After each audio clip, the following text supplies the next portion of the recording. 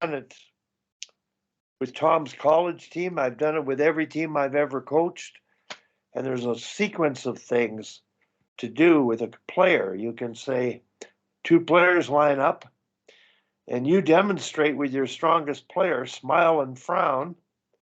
I've done this exercise with a Major League 300-pound baseball umpire at a clinic in Edmonton. And his arm went down like a leaf when I did one of the exercises, which was just took my finger and ran it between his shoulders, inside of his knee, hip, and ankle without touching him. I disrupted the electrical field around his body. His arm went down like a leaf. So that exercise tells me just be positive, keep the kids positive. Take your egos out of it, have fun, treat them well. You might be able to teach them a few things, but just ask them questions, get them thinking and enjoying it. So that's my theory, Tim, like what you called me about yesterday. And I phoned Kerry, and if he doesn't get on today, we'll get him on another day to talk about his experience, because Jordan had a unique experience with him at the beginning of this year. I told Jordan that Kerry has a method of managing the bench with mixing up the lines, but using all the players. And they carry 11 forwards, which allows them to play combinations differently, but everybody plays every position and everybody gets to play with everybody at different times. And Jordan applied his philosophy. And you're able to get your best players out when they need to be, but he's able to balance the lineup where he can compete better. And he's able to give the less skilled kids more ice time and puts them in good situations. So Jordan lived it, walked it, and he might get to talk about it, and I might ask him about that. But Tim, just tell me, can you relate the call you made to me yesterday? And I'm sure Mike will identify with it. Al would identify with it, and Tom, we've met it in Cochrane. We know what you're saying. Can you repeat the call we had a little bit on it, summarize it? Sure. So the team that I was on the ice with on Tuesday, I'm in an assistant role. I'm helping with the team, so I'm not the head coach. And there was a small number of kids on the ice because it was a summer, late spring summer practice, and half the kids were playing other sports. But anyway, it was just they were just running a simple 3-on-2 breakout, 5-on-0 breakout, and then regroup and attack 3-on-2. And I saw an area where the kids could make an improvement based on how the D were lining up and they weren't shoulder checking. And so I talked to Wally about some things like that. But more to what you were just talking about, Wally. So I mentioned a few weeks ago that I'm a head coach for a middle school team, and middle school hockey here is you have a very limited number of practices, not very many games. They try to keep the costs low, so you're not on the ice a lot. So I'm the head coach of that team, and our practices for that team last year were almost exclusively games. We never had full sheet of ice, and that's fine. I don't need that.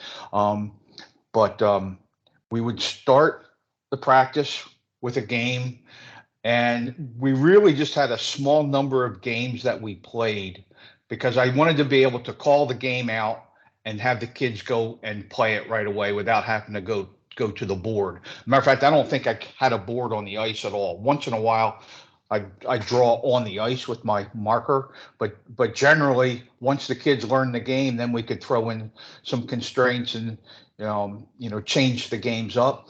But what really worked well, and what I find really motivates the kids really well, is if you make the game competitive and you keep score.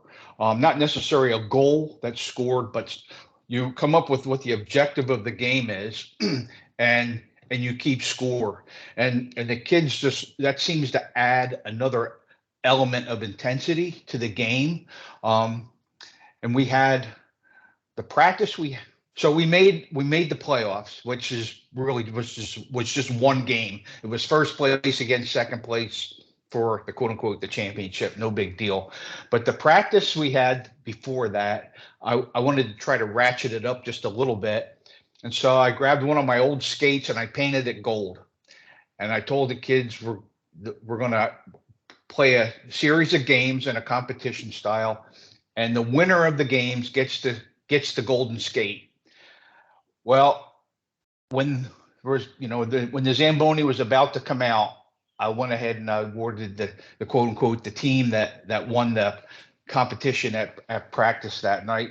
And you would have thought they had the Stanley Cup. The way I have a video of it, and it's crazy. They were skating around, whooping and hollering, carrying this old Easton skate that I had painted gold.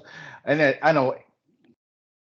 Anyway, it just, games work really, really well, especially when you can add an element of competition. And if you try not, if you can, how do I want to say this?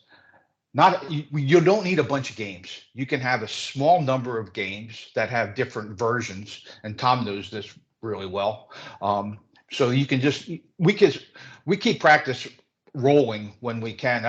I tell the kids, if you need water, go get a water, take a drink on your own. We're not stopping practice for water breaks. That's actually something that I had learned from John Wooden, the NCAA basketball coach. One of his books, he talked about how he designed and ran practices, and he never stopped practice for water breaks.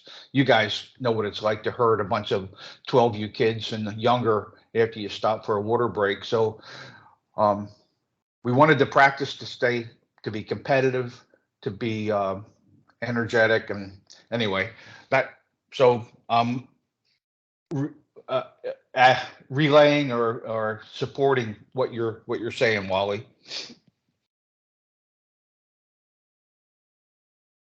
I think you're muted, Wally. I have a question.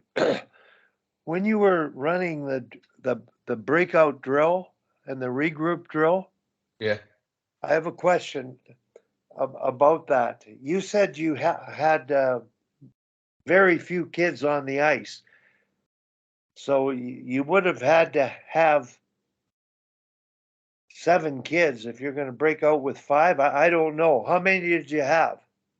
I think that's what we did have, was 7. So there was the same two kids were the D men in that drill for the entire time that it ran. So that's just the way it was done that evening. Did they not get pretty tired just with 7 kids? Is everybody working at once, or? I didn't notice it so much in that drill. There was a drill before that they ran where the kids had no rest, but they're 12, so it wasn't. And again, it's a practice in May for fall hockey, so it wasn't that big of a deal for one night. But the kids, they liked being on the ice. I can't say that they weren't having any fun, but it. Yeah.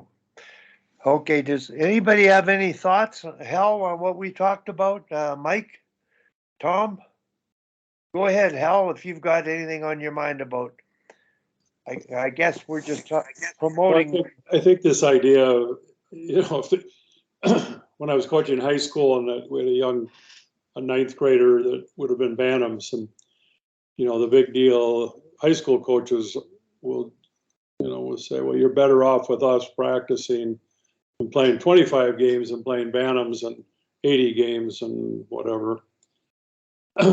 Although I always thought they had to stay in Bantams for another year just to grow up. But one dad said to me, well, you haven't seen how they practice. Yeah. He says it's a complete waste of time. And it's at 10 o'clock at night. And when they skate in high school, they're home by dinner. And so there was that. I think it's perfectly a great comment. And our top players are in Minnesota. They, even in high school, as they come through the youth programs in the winter, they might play 55 or 60 games in the winter. And typically the winter is 120 days or somewhere in that neighborhood. And they practice some. We got to have some days off. But they get almost as many games in the off season, playing in spring league, summer tournament teams, fall leagues. And so I think it's highly probable that especially the higher end kids are getting 200 games a year in a calendar year. Now, are they having fun with them? I don't know. We'll always try to make it fun. I'm coaching a girls' high school, mostly JV level kids, 8th and 9th graders this spring.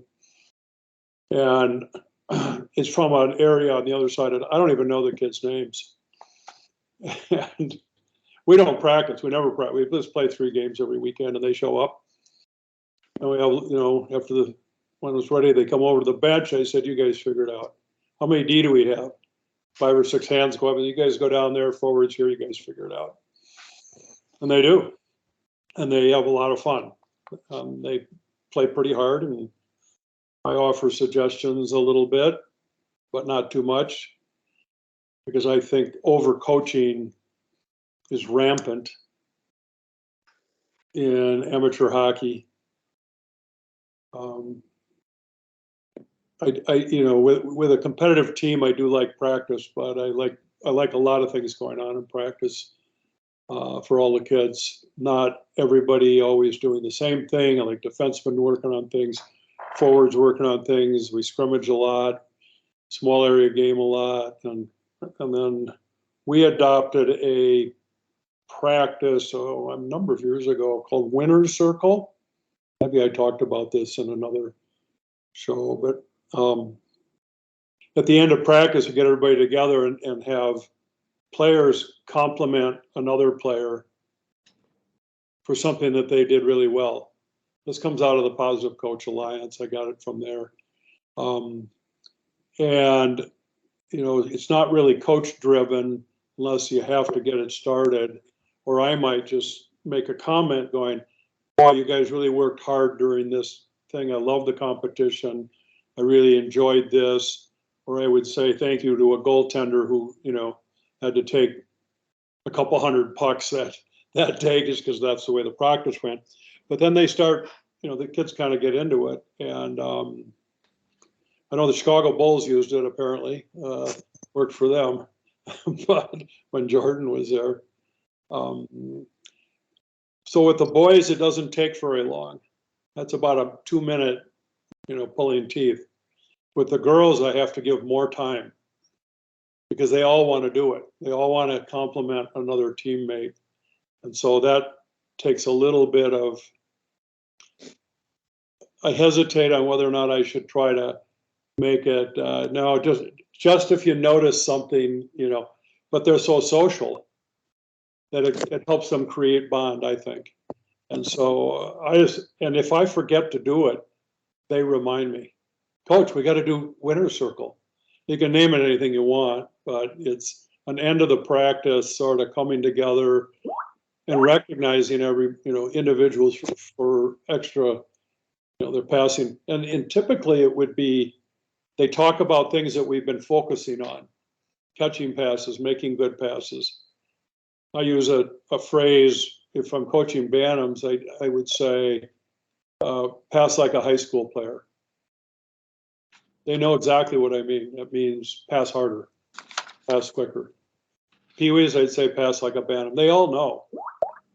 And so we use little phrases like that. So anyway, and a lot of positive feedback without getting ridiculous about it. You have to keep them focused and have them pay attention, but lots of positive feedback. Hal, thank you very much. Sammy Joe just came on. Sammy, can you hear us? I don't know. I can hear you. I can Super come off camera for a second, just doing other things at the same time, but hi. good. I just wanted to just bring you up to date on what you might have missed if you just joined.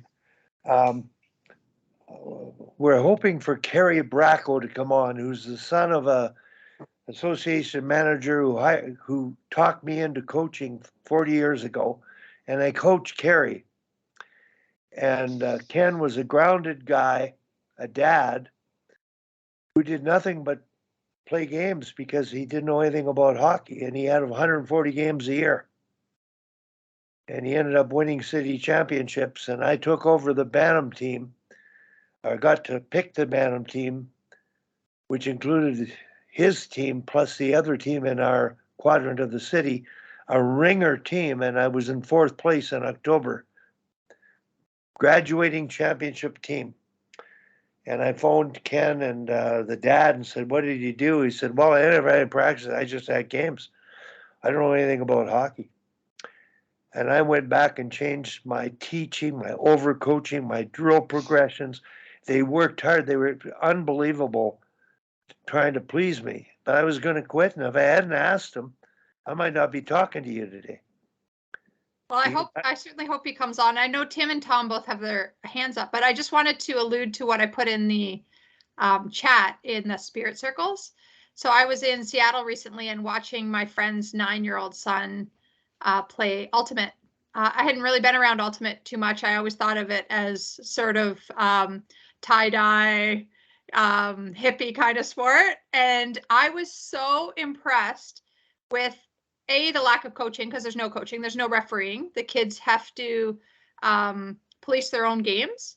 But then they have these spirit circles at the end where you have to compliment the other team about what they did well and what they thought that went really well for their teammates on the other side. It was so special to see. And I think we can learn a lot from Ultimate. I mean, they've created this whole brand new sport in the last 30, 40 years and done it the way that makes it really fun for the kids. So anyways, I digress. And it was the first time I had seen it, but it spoke a lot to what Hal had just mentioned. And you had come up with that on your own. And I think it just is such a positive impact for the kids. So great. So I'll let Tom and Tim speak because they have their hands up now.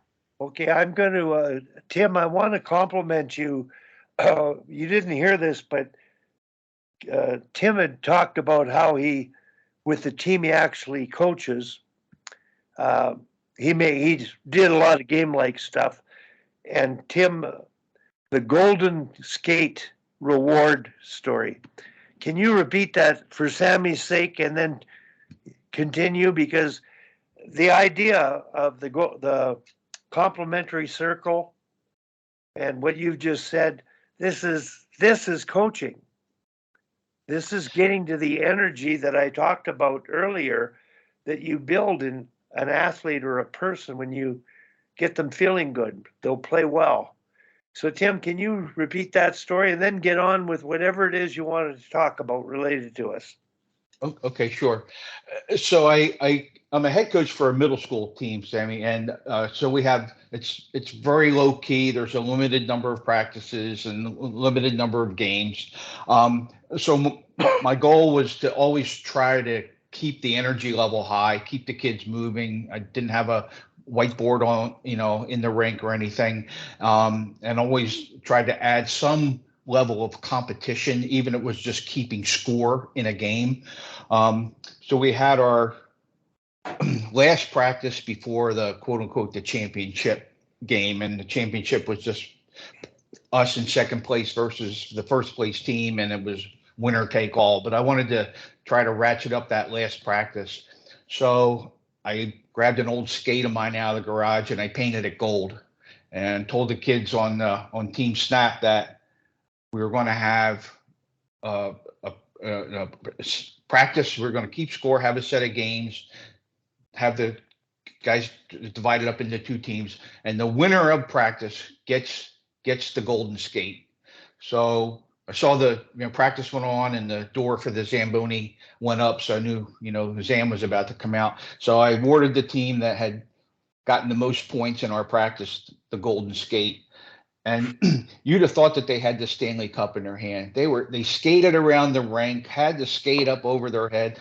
It was fun to watch. I have video of it. That's amazing. Did you take the blade out? I'm curious. Yeah. Yeah. Okay. Yes. Yeah. I took the blade out and just painted the whole thing gold, and so they could hold it up by the holder. And anyway, it was just competition. Adding a level of competition to practice just works really, really well. And it's surprising sometimes what simple things do that can motivate the kids. But I don't know if anybody, I know, Tom, you still have your hand up. I'm just going to comment on Tim's quickly. Tim Bothwell had sent out the link to Dr. Brian Goldman and his podcast on CBC Radio about teamwork in the medical profession. I don't know if anybody else listened to it, but it inspired me to buy his book. His book is really great because it talks about teamwork in medicine, in military, in aviation, and sort of talks about how in a hierarchical system to still create teamwork. And so it's a really great book. It's called The Power of Teamwork, and it was based on Tim Bothwell's suggestion. But what I love about it was in those professions, they talk about debriefing after and how that's just so commonplace. And within that, having some positive critiques as well within that. And it's something in sport we don't, I thought about my amateur athletic career, how many times when the game is done, you're just quickly getting undressed and leaving, or the coach comes in and talks to you. But rarely do the players themselves have an opportunity to have that. So it's interesting that in those professions, it is so key for learning, but also could be morphed into amateur sport. And it sounds like Hal and Tim, you guys have already done that, but for the greater good of all of the coaches out there, how great that debriefing, but in a positive way. And for the participants, not just the coach telling kids, this is what you did well, this is what you didn't do well, but really the kids thinking about it, I think is so key. So anyways, Tom, you're allowed to speak now. Tim, was there anything else? You had your hand up earlier that you want to refer to, or? Well, actually, there was, and then I wanted to follow up on Sammy Joe's comment. So I work in the software industry. I'm not a developer. I'm on the sales and marketing side, but we have the development team has debriefs every 2 weeks, and we call them postmortems. So it's that sounds super positive. It's just a generally adopted method in software development. And anyway, it's key to evaluating your performance. And the postmortems are really just what went well, what didn't go well, and what can we learn. And for the next 2 weeks, anyway, I don't want to get down into the rabbit hole there, but it's done fairly regularly in the industry. Wally, the other thing I was going to mention is I can tend to be impatient, and over the years I've tried to really work hard on not trying to fix all the problems that I see all at once. And to recognize that it takes a lot of repetition over the course of the entire season to instill a better habits into the players. And so when I'm watching a practice that where I'm not the head coach, I'm trying to see what are the habits that are missing from the kids. And before I was involved in hockey, I was an alpine ski instructor, and I had a mentor at the resort that I taught at, and she had what she called the single most important movement. And so when we were working with a student, we were to look at what was the single most important thing that we could correct to help their skiing. And I've tried to carry that into my hockey coaching. Haven't always been successful at it, but the shoulder checking the other night was one of those things. And after that breakout drill, the head coach did move into a small area game. And what my goal would be is, it's not so much about the shoulder check as much as it is to teach the habit of scanning, because I would like them to get into the habit of scanning the ice all the time, not just a D-man when they're going back for a puck, but all the time. And anyway, that was kind of some of my thought process that evening. Go ahead, Tom. Yeah, I just as far as that, the circle at the end of every practice, all the players in my teams for the last bunch of years laid on their stomach in the middle of the ice, middle circle with their stick in the middle, and they talk about things when they're there, and then the coaches, we line up, and as they're going off the ice, we touch hands, touch gloves with everybody when they go off to say something to them. And before games, what we do is go around the room and everybody will give maybe say one thing the team has to focus on today, or what you're going to focus on, or, different things. And after games, we'll go around, I'll go and say, okay, thoughts. And different players will give their thoughts, and usually the same players. So I'll ask some other players too, because you've got whatever. So those kind of things. And as far as game practices go, like if they're a terrible practice, they're way better to play a game.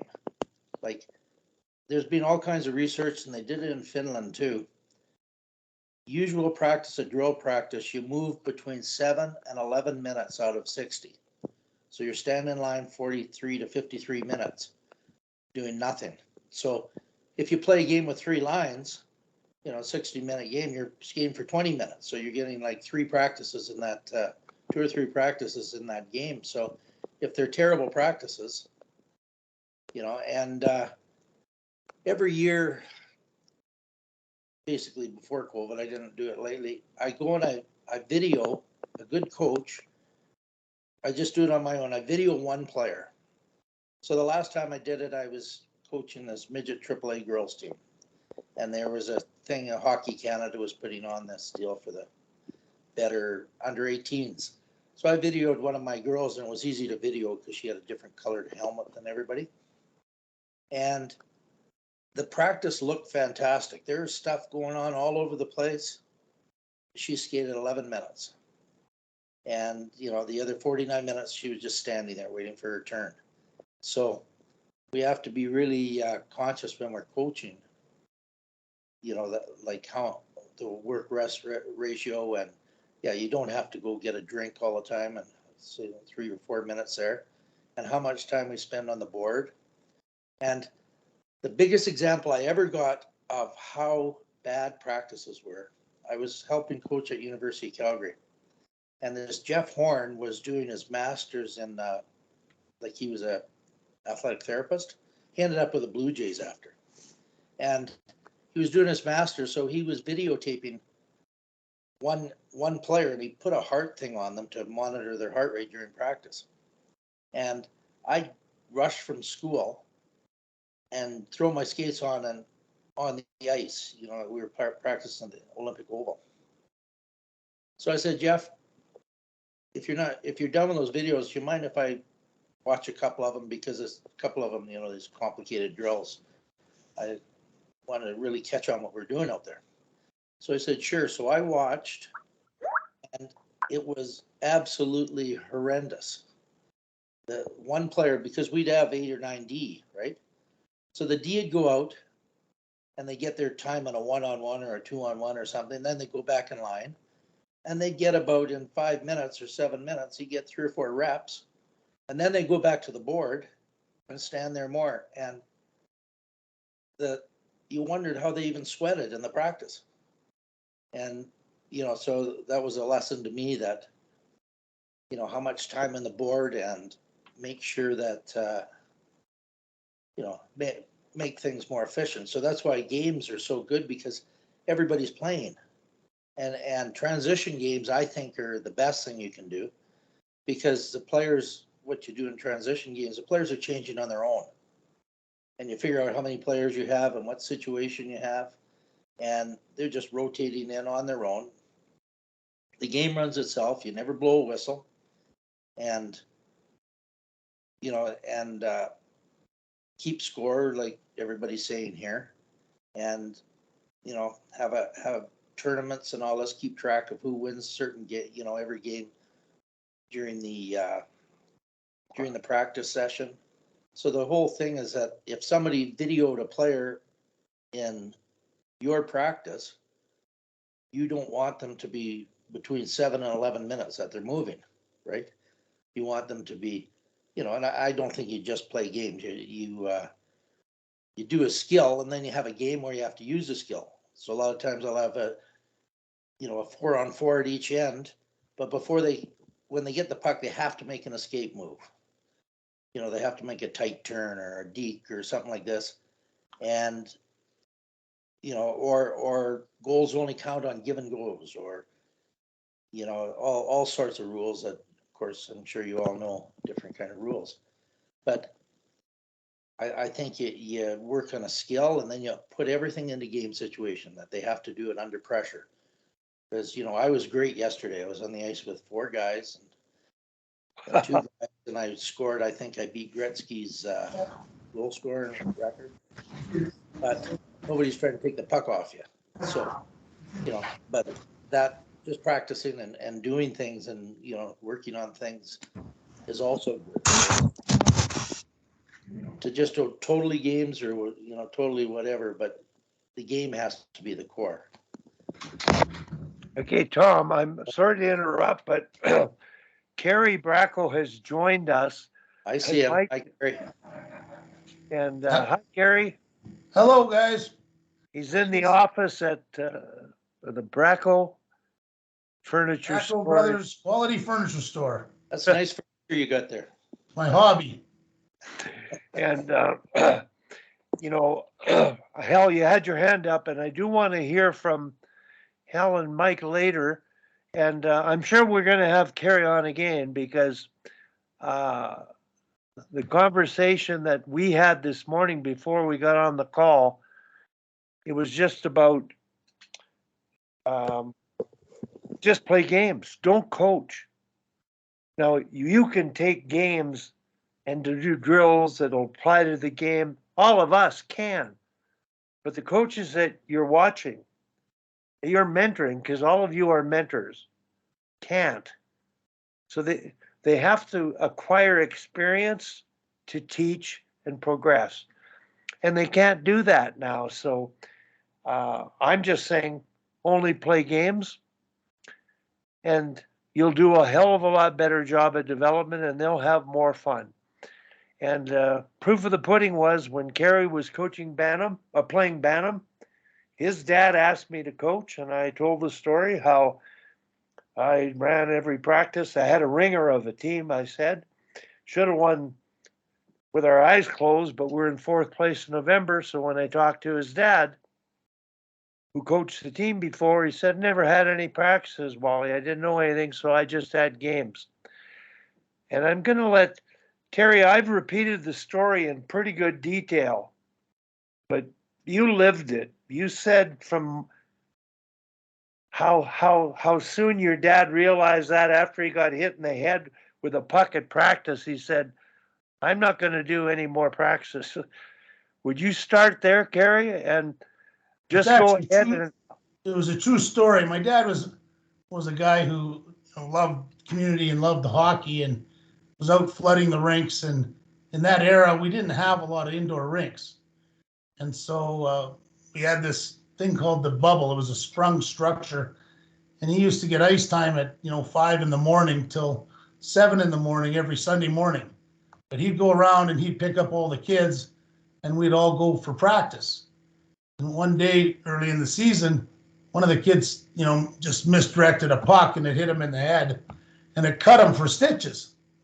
And so he was obviously upset, and he took us into the dressing room and he said, guys, do you like practices? And we said, no, we hate them. And so it was the last practice we had that year. And we went on to play 148 straight games. And interesting thing about that season is we had a very successful season. He didn't really know the X's and O's anyways. But he knew the very basics. So there was a few basic things that, you know, he demanded: work ethic and discipline and that sort of stuff. But, you know, that season, what I also remember was that every level of kid, because we were in a community in Calgary, and our community, you know, the city was 600,000 then, and we had 60 communities. Whereas today in Calgary, we have these big conglomerates of communities now that we all have to deal with trying to evaluate. The evaluation process, I won't get into that, is a tricky thing to pull off. So in the era that this was, you know, we'd have 60 community teams at 2 levels. It would take 2 practices to put the kids on each team. Well, what I found interesting was that all of the kids, irregardless of their level, without practicing, became better players.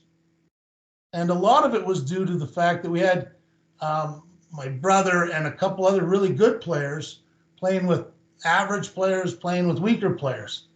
And some of the weaker players went on to play junior hockey when, you know, I would have never thought that when I was young. But the fact that they got to play with the middle level and the higher level, they figured it out. You know, the give and goes and how to play. And I think it's one of the challenges we face today is all the different levels, and every level gets segregated, and you never get to play with some of the better players. The middle level kids or the lower kids don't get to play actual games. And so we played 148 games that year, and we had the time of our life. You know, and what he did do though is he said, you know, the outdoor rink is there. You guys go practice on your own. And we'd meet up. We spent more time on the ice that year than any year because it was fun. Our own practices, you know, we'd pass the puck and we'd do some different things, but, you know, he would just flood the rink. So when your dad talked to me about what he did, Kerry, I changed the game plan for my practices. Wasn't quite as freelance as your dad, hands off, but Tim, that's why, you know, when you called me yesterday, I'm really glad this has come together because I've watched practices recently. Earlier this year, I watched it would have been a Pee Wee girls practice, and it was a cross section of kids. And the first drill, after 15 minutes of explanation, standing still, was a double touch pass, 2-on-0. And they couldn't pass, let alone touch pass, let alone do a 2-on-0. And I immediately thought they just should play game, have some fun, play game at each end, do something. But that's what coaches are doing. Well, one of the things, Wally, was the guy played Bantam AA for Wally in that year where, you know, we were struggling a little bit. And, you know, the practice were spectacular. And even us as kids, you know, we were learning something. But he instituted this Shinny Cup after he had talked to my dad. And what it was meant to do was, back then, the rinks, we would get there at 4 o'clock. Some people couldn't get there till 4:15, some 4:30, different times because of school. Well, he instituted this Shinny Cup, which was basically half on one side, half on the other side, sticks out, away you go. And, you know, it became a thing where everybody started to want to get to because they wanted to play the game. So we started skipping school to get to the rink so that we could play the Shinny Cup. My mom says, well, what are you guys out of school so early for? Well, it's because we wanted to get there to scrimmage, because very few coaches ever scrimmage when the ice is clean. And we looked at that like a scrimmage. We looked at it like it was fun. And so his Shinny Cup, in my coaching days, I just turned it into river hockey. And, you know, in all the national championship teams, there's only 3 rules. You have to compete hard, you have to move the puck, and you got to have fun. The minute that those 3 things stop, we start the real practice. And one of the most interesting things is the teams that we went the furthest with played the most river hockey. Because they would just get out there and compete. They would leave their, we had to stop the leaving schools early, but, the whole idea of playing the game, and I think mentally, it just, kids have more fun, and mentally, I think we're wearing out kids personally. I think the kids are just dead tired, in my own opinion. But so from his Shinny Cup to our river hockey to all the things that it's done, it's been very effective. You still have to have some basics, as you go up the ladder, but I'd highly recommend it. Carrie, I want to, Jordan Fenton is on, but before I get Jordan to talk about you, and you mentioned everybody getting to play with the good players with your brother, and they got better because of that. But I wanted to ask Mike Benelli. Mike, you're down there and you're in the business of mentorship, working with associations, working with different coaches. Can you just give me your thoughts on everything you've been hearing to this point?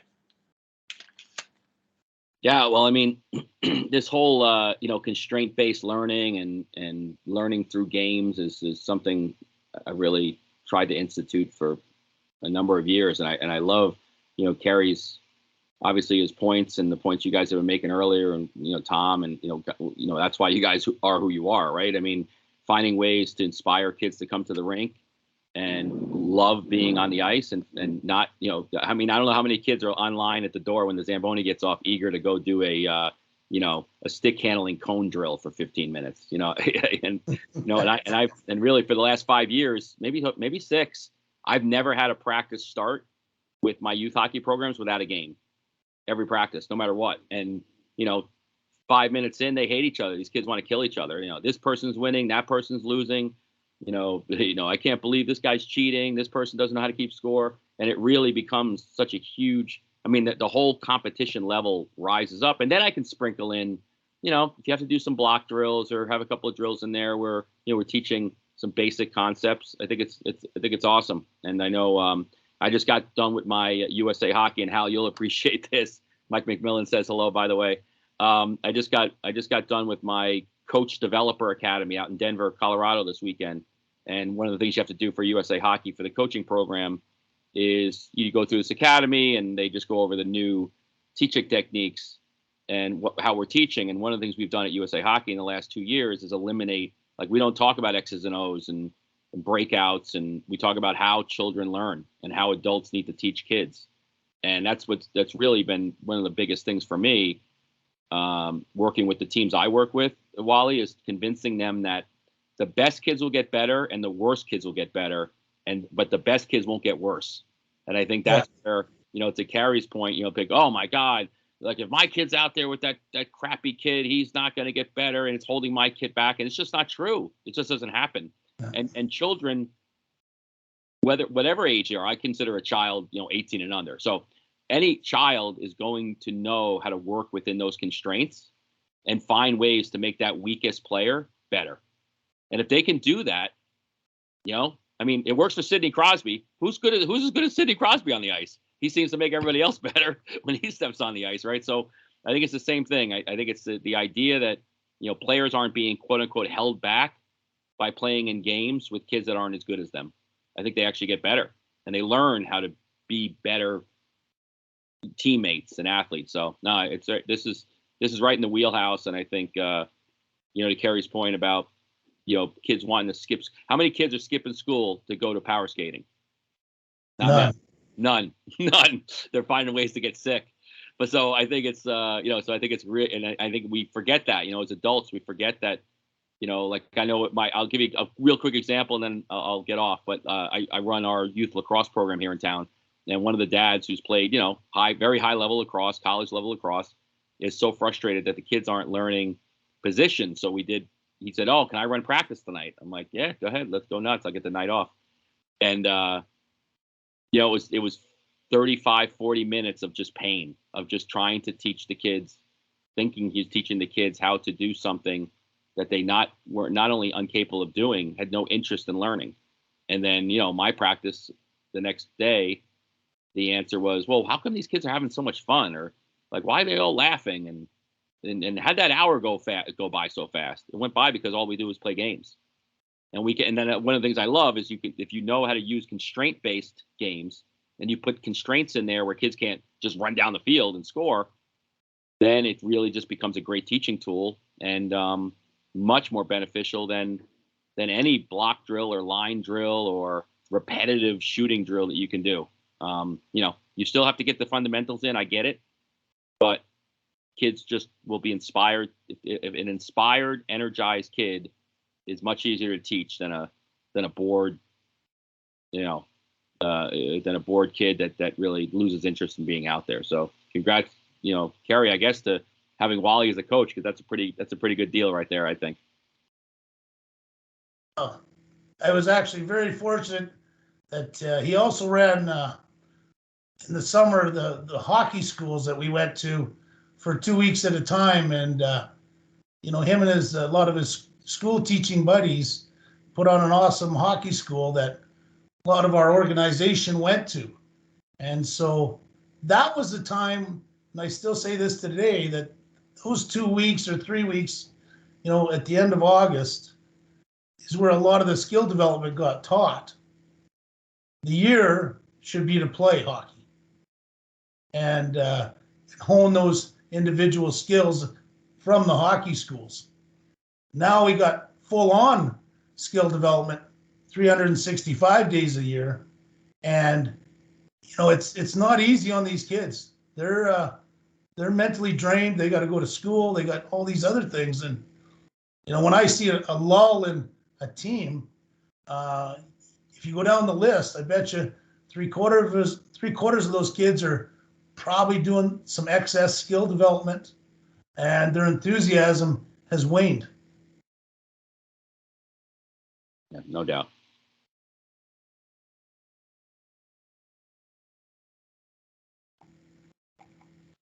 You're on mute, Wally.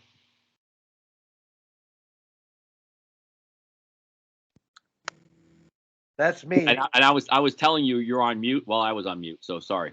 Okay. Hal, thanks very much for your chat comments. Jordan, I'm sure glad you're on, because I wanted to bring you into the conversation here, because Kerry had talked about back in the day, his brother Barry was a great bantam player, and they had, a mixture of skills in the team, but he made everybody got to play with him. And Jordan, I wanted you to talk to the group about your conversation with Kerry about his idea of managing a bench. And this is at AA girls, U18 level. And I would do it at any AA, AAA level. And I think Kerry attributes this, the way he coached, I think he can be credited for all the national championships he's won at the under 18 level. And everybody gets to play. And Jordan, I'm going to let you try to tell the story of how you got a hold of him, what happened, and we'll see where it goes from there relative to how you applied his suggestion of managing the bench. Well, thanks, Wally. Sorry, I've been off and on here today, answering the phone, and then actually working with a grade 5 phys ed class for a few minutes. And I'm not as much of a slow bowler as they are with all the lights turned out in there, but I have a really creative phys ed teacher that has turned our gymnasium into a bowling alley that's completing with reflective glow-in-the-dark tape for lanes, and on the dodgeballs they're using for bowling balls. So it's kind of a fun thing for them, and to see the kids engaged. And really, conversations I've been hearing from Mike and others that we're talking about, it is about that engagement piece, and how do you engage your players, and how do you engage the majority of your team. And I've always been a developmental coach that everyone needs to play. If you select them on your team, why would you have selected them if you didn't think that they could play, or didn't want them to play, or you didn't think that you could get them to the level of play that's desired. So it's one of those really important pieces that you try to figure out how to use your bench. And I was talking with Wally earlier in August and getting the opportunity to take on a U18 role, coaching staff or coaching role, and having a 19-player roster instead of the 20 that I was used to at the AAA. Wally had suggested that I reach out to Kerry, and which I did, and because Wally said Kerry has this 11 forward rotation. He goes, he's tried to explain it to me different times, but I've never used it, so I don't understand it fully. He said that I can put you in touch with him and you find out from him. And so sure enough, I got a hold of Gary and explained what I was doing, and he was gracious enough to roll it out to me and explain it to me. And it's a great system in which it provides equitable ice for kids, in that you have 3 line combinations in one pairing, and each of the 3 periods, one of the line combinations gets to rotate through the pairing. And that's a very simplistic way of me explaining it. That is not what it really is. It's very intricate if you get into it, and it works really extremely well. It's totally the way that Gary's designed it to do with weighting your chemistry on your lines and things like that. But I'm not going to get into that piece. What I will get into is how it worked for us. Was it worked in the fact that we were able to basically roll our bench and allow players to play in all situations. It provided for chemistry in that you have 3 line groupings, or 3 groupings that are 3-person lines, and then a pairing that get to play with everyone else. And there's a lot of chemistry that occurs instead of throwing your lines into a blender or deciding who are the kids that are going to get limited ice. It's a really interesting rotation that way. And we were fortunate enough to have a good team, but I also think that our team were able to believe in each other because they were able to play in all situations and got the experience in that. When it came down to it later on in the season, we did find roles for players, and some of our lines did start a little more on the power play than others. They got more power play starts, and there were others that got more time on the penalty kill to balance it out. But everybody got equitable ice. They didn't get equal ice, but they got equitable. And when it came down to playing in the provincial tournament, our kids were feeling pretty good about themselves. Actually, it was interesting. We got into the playoff rounds. We finished as the top seed in the league. And it was probably me that was the most stressed going into that first round of playoffs, because the only thing that probably could have happened in my mind was that if we'd lost that round, that unfortunately our season may have, that would be the only way that people could say our season was a little less than. But what happened was our players, they weren't stressed. They came out right out of the gates and hung 7 on the other team in the first game. But they were a little better than the Flames were last night. They didn't allow the other team to get a bunch. They only allowed them to get 2.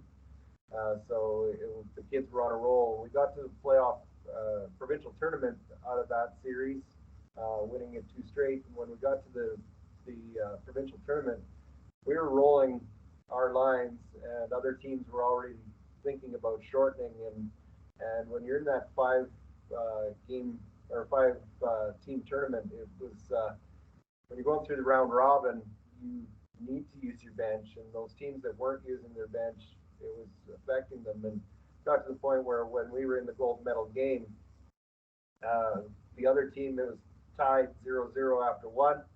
When we got to the end of that gold medal game, after that end of that period, I turned to my assistant coaches and said, "We've got them right where we want them, because they're down to 2.5 lines, and we're rolling." And our kids did. They rolled all the way through, and we ended up winning that game fairly, I wouldn't say easily, but I would say that predictably, with the way that the kids were playing.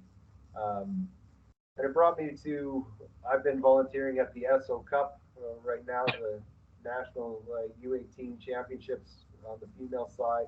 And I've been watching the games there, and we were talking last night about the equitability of the game across the country.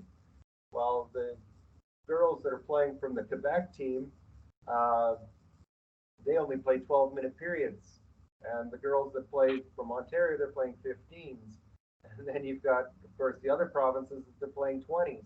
And so Ontario and Quebec only have 15 skater rosters. Everybody else has 18 skater rosters. And I was looking last night, Ontario beat a pretty good Notre Dame team. And I'm thinking, how did they do that with only 3 lines? And then I realized, well, Notre Dame was likely only playing 3 lines as well, and didn't take advantage of having a deeper roster or larger roster to skate them into the ground by the 3rd period. But I don't know. I would have to ask their coaching staff if that was what went on. But from the outsider's perspective, that may have been what had occurred. So anytime you can get the opportunity to play your players is opportunity to develop, and anytime that you can do it in a way that the players feel good about their contributions and believe in themselves, it's all the better. So I do thank Kerry, and I did text him right after we won the provincial championship to say that your system did work again. So if it works for a person like me, it has to work for almost anybody. So it was one of those things that was fortuitous the way things worked out for us this year, and just really happy that to see it work. And I guess it's something that I'm going to be working on again next year with the same age group, and I've also already shared it with other people that have the same situation with 11 forward rosters and that, because as Wally and others have talked about Claire Drake, his ideas were that you share your good ideas with your competition. You don't hide them from them, because if they work for you, they could work for the others, and it just makes everyone better. Steel sharpens steel. Jordan, thank you very much. Kerry, I want to carry on with this idea of bench management. And I want, who's the player playing with Arizona that played midget hockey for you at the Nationals when you played Quebec, had Chris Letang? And I was at, I think I'm going to share this story. I was at the National Women's Camp in Ottawa, and we all got to watch the final game against Quebec. And you finished every check. You rolled 4 lines. I don't know what the final score was. They definitely had more talent. Chris Letang was sort of the player whose name you know. And who was the only guy that went on to the NHL on that particular team? Well, a little bit of the story on that, I'll just get at it quickly, is because of the group of kids were from the North Stars, a good bunch of good listeners and hardworking kids, a lunch bucket group of kids, and you know we won the right to go by winning the Pacific Regional, and we played some pretty unbelievable teams that had lots of talent, and you know I felt that our team, we basically worked our way to a national championship.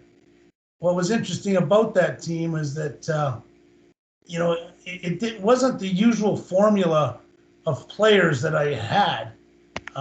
In my own mind, going back a bunch of years, I've created formulas at different age brackets for different ages and different types of players and all that. So this team was a little bit different because we didn't have a lot of depth in players. And so we were going to have to work hard to win. So we won the right to go there by beating a very good Bison team and a very good, I believe it was a Sherwood Park team. So when we get there, of course, you're always full of all the equipment's coming, everybody's excited. And of course, you're trying to figure out what the opposition is going to be like. I've been a firm believer. I just worry about my team. I've never really spent much time even learning about the other teams when I go to championships. But on the Quebec team, we played them the first game of the tournament. And in that game, it was the first game. It was early in the morning.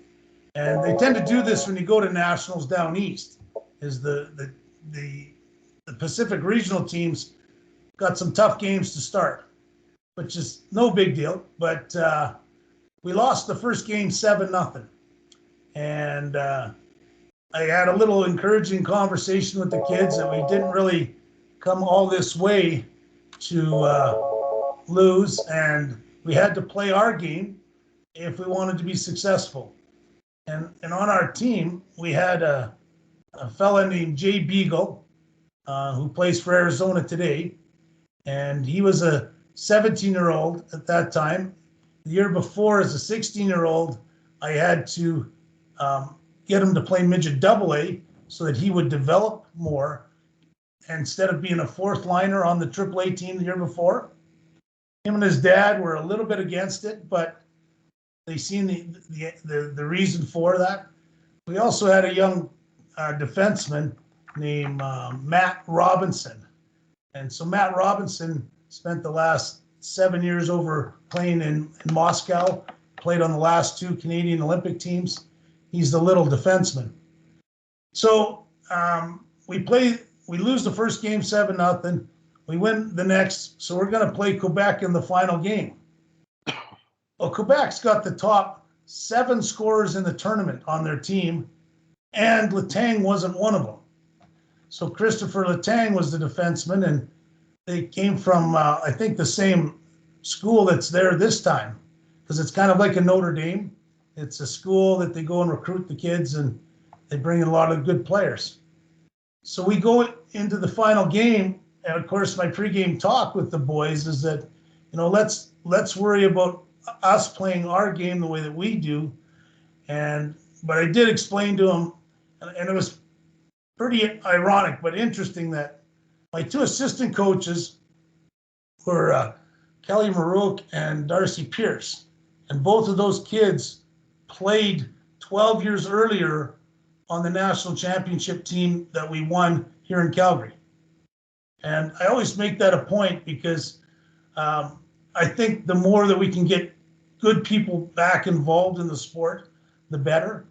So we were the coaches, and before the night, and I was getting ready for my big pregame speech and all that.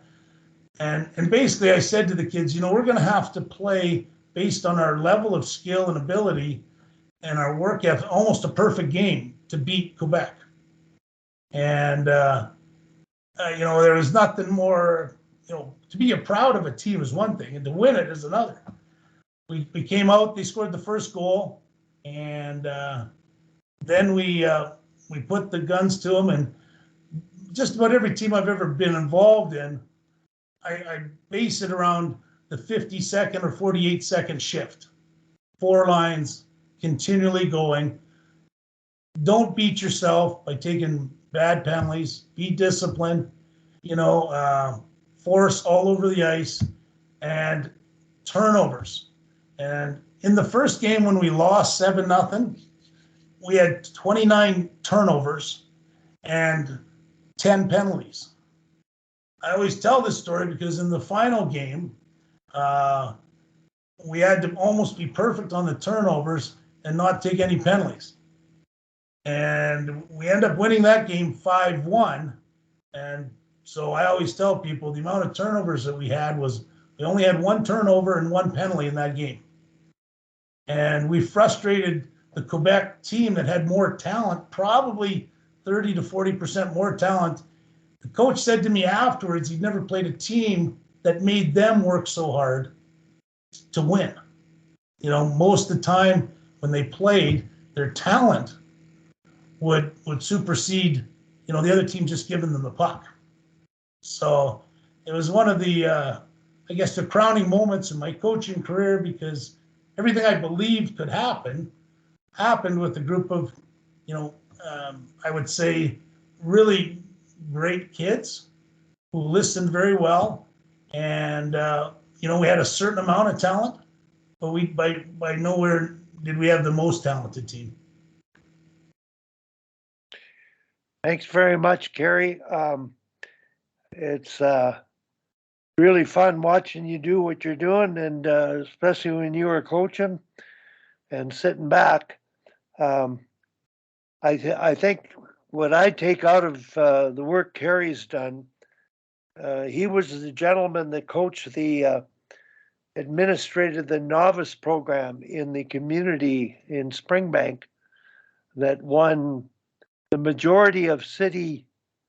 They have a late season championship tournament, and at the novice category, they won almost every division, and they had 2 Division I teams.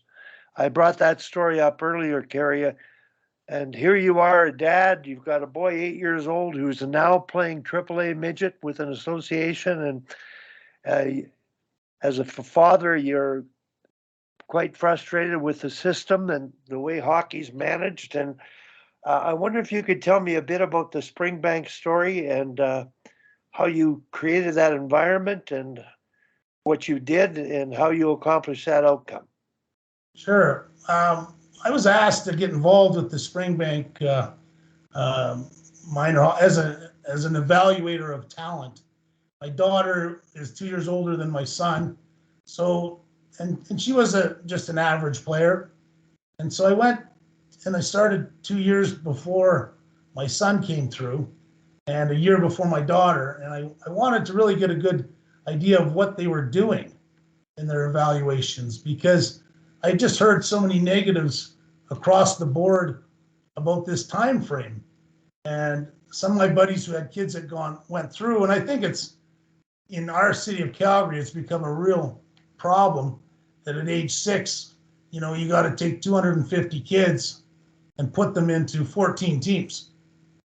And that, in essence, is the problem with the evaluations at such a young age, is that it's very difficult to do. So the first 3 years went through, and a bunch of the people who were running it at that time asked me what my thoughts were. And I said, and it's tough because you don't want to be critical of volunteers. And a lot of these people are trying their hardest, and they think that they're doing what's right. But what I found is that probably 30 to 40% of the kids playing at their levels were incorrect. And a lot of people had agendas, and a lot of people manipulated certain things. So what happened is the group asked me if I would put on the novice program, if I would coordinate it. So the first thing I did was I called an old player of Wally's, a guy named Ken Vingy, and he had a kid at the same age. So I've always learned that if you want to do something right, you should surround yourself with groups of people that'll help you, not cause you problems. So we became a dual coordinator system, and then we made them 4 coordinators. So then we sat down and we listed all the challenges of what we had seen in the system. And we came up with 3 definite ways that we wanted to improve the system, and a lot of it dealt with how we went from a line skate of 50 kids on the ice and not being and trying to evaluate 50 kids to 8 quality guys evaluating 16 kids. So anyways, to make a long story short, we changed how they did it and made all these changes, and it went off, and the parents loved it. We sent out a manual when the kids were registered to explain, because most of these parents it's their first time of coming to a tryout. And so we had a booklet for them to read and explaining what everybody was doing, because hockey's such a big thing to everybody. Most of the parents just want information. So we created an information pamphlet, and then we did the evaluations, and a lot of times we were very open, and with everybody, and some of the final moves were actually made by parents, whether the kids should play up or down. And it worked out perfectly if you handle it in the right perspective. But in a nutshell, out of the 7 divisions, we won the city championships in 6 of them. And I had to battle our own organization to have 2 top teams because they wanted just 1. And 1 would have meant that we would have probably just beat everybody by 10 or 15 goals. And our whole group of 24 guys, a lot of them were former university players, a lot of them former junior players. And so that group was a very good hockey group. And so we stood up to our own board and said, no, we're going to go with 2 teams because our minor hockey system had the rules and you were allowed to do that. And it made sense because we had that much a depth of players. Those 2 teams ended up in the city finals against each other. And the team, the other coordinator coached one team and I coached, and I coached a team that won, but it was interesting because he took more flack over the group of our guys, the 24 of us, and how we did the evaluation than the results. So the results were no complaints from the parents, okay? The results were the kids had a great experience. Can you imagine having an evaluation where not one parent complained? Like out of 250, 200, it wasn't 250, I think it was 200. This is what I remember the rule. If you had 210 kids, you had to have 13 teams. If you had and we had 207. So we were 3 short of having to have 13 kids, but you could place two levels at whatever division. Anyways, make a long story short, I thought this was going to be a turning point of hockey. I really thought that the way that we put it together, the way the manual was done, all the education, the communication, and everything. And what I learned was it was almost too successful and made the board look in a certain fashion, and they blackballed all of us the next year. So even though we had that sort of success, a group of 10 or 11 people weren't prepared to learn from what we did. And I was hoping that we could make it go for every year after. And they just couldn't see it. They refused. They refused to acknowledge the results. They refused to acknowledge, to me, the biggest thing was not one parent complained. Like, when have you ever heard of that? Like, it just, and because we actually talked to the parents before that were maybe going to complain and asked them their opinion. We didn't have to necessarily do what they wanted, but we said, here's what we're seeing. What are you seeing? We actually asked them where they thought their kids should play. And they wrote it down. 95% of the people had it right. And it was just a really well done. And I commend the 24 guys who bought into it because, and we were kind of new to the organization. At that point, if I had to do it over again, I probably would have went to the board general meeting and asked everybody to leave and start a whole new group. Because when people get that, we gave them a nickname, and you shouldn't do this with volunteers, but it was like a secret society. And the secret society were people that, would volunteer so much, but they have agendas. And it's a real problem in our lower levels because it takes an immense amount of work to put these community organizations together. Remember I mentioned the 60 teams? Well, that's now cut down to 12 in our city. So that's why so in my dad's era, you didn't have 12, you you didn't have 12 communities, you had 60 with half the amount of people. And now we got 12 communities with double the amount of people. And those 12 communities are the beginning of the agendas. And it makes it very difficult for the kids to have a really good experience coming through.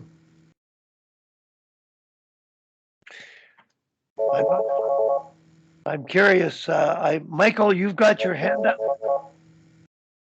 Yeah, I think Kerry just hits on all those points of a lot of the conversations we've had, and Wally and I just offline, right? That proactive coaching technique, and using, that's why I use a program, Kerry, called the Power Player, which is basically what you're doing live, right? It's a communication tool to parents to allow them to know what you feel, what you think, but also to give them, like, I've always been a proponent that instead of having a 3-day tryout where I just say, hey, Kerry, you didn't make the team. Great. Well, what did I do? Why didn't I make it? It doesn't matter. You just didn't make it. You're on this team. You're on that team. I'd rather hear, hey, Kerry, we're putting your son on the second team or on this team because he fits into this role better. And just say your point. There's so many parents that would love to intervene and say, no, I don't want my kid on the team because he's friends with these 4 kids. Actually, my life is going to be so much better if he plays on this group than this group. And I think that, the parents are, not that they are customers at the end of the day, but they are the biggest cog in the wheel, right? They're the ones that are they're the ones that can influence your kids one way or the other the most. So why not get them to be the strongest advocate for what you're doing? It never makes sense to me that we have tryouts and selections and place kids on teams and build an adversarial relationship from the start. Right from the start. Right from the start, like, hey, we're just going to tell you, we don't give a crap what you think. we're going to do what we think. But they're the strongest influencers of our kids. And I'm not talking about junior hockey and pro hockey. No. 9-year-old hockey that you have friends, relationships, people that like each other, people that don't like each other. All those go in to having a smooth season. And I think what you've done and what you did there with communicating to the parents what your thought process is, it eliminates the guessing. And when you guess and you assume, we know the saying, right? So if you allow people to assume what's happening, then you have no control over the dialogue and no control over, how that's going to occur after the fact. And I think that's a really great example of proactively approaching your parents and your coaches and your kids, and then still getting the end result that you really did want in the first place. The evaluation that was done before that, there was 5 main things that I disliked. They used to lock out kids once they got to a certain number because they were special, which I think you should compete against everybody all the way through. They wouldn't allow any games, which I couldn't believe, until the final 20 minutes, and they had 4 kids versus 4 kids to decide which level they would go at. They did these line skates, and it was almost impossible, to evaluate 50 kids on a line skate is not. That's just not even. No, and think about the stress, right? The kid falls in one drill, in one line skate at one time, and that could be where they're placed forever. Exactly. and then of course the 5th one was they didn't ask.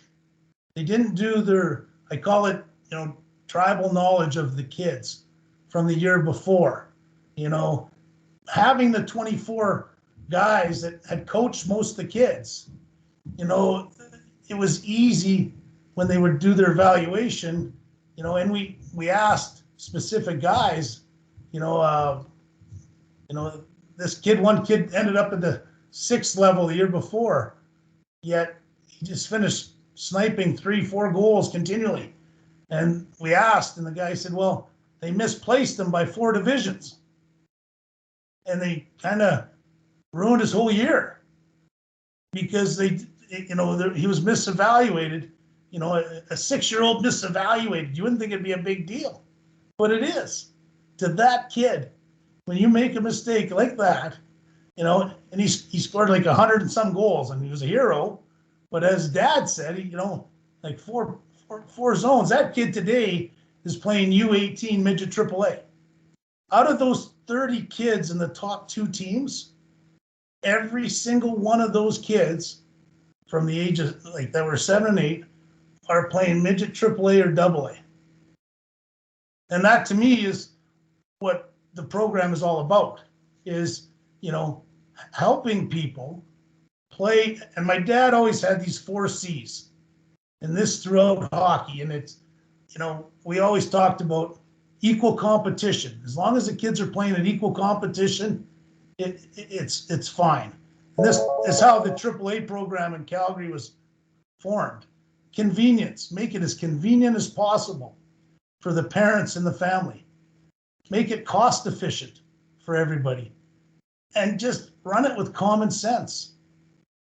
Those 4 C's, if you could ever pull that together, and we're struggling at a lot of levels with those 4 C's, and specifically in our juniors, who have the most power, but not making a lot of the right decisions in my mind. And, one of my little pet peeves, I get on, the junior guys are now putting 25 guys on their roster. That means 5 kids sit out every night. That means over 700 kids across Canada are the best athletes aren't playing when they go to the rink. It's a crime. I can't believe we stand and we don't talk about this, because the junior coach says, well, we have too many injuries. We need 25 guys. Play less games, okay? Affiliate junior Bs and AAAs. Kids need to play where they can gain confidence and have fun. If we don't get to that after all these years, it infuriates me, because I know what it's like. You guys know what it's like not to get to play. And our junior guys are the most offside right now, and they have the most power. And I am a junior guy.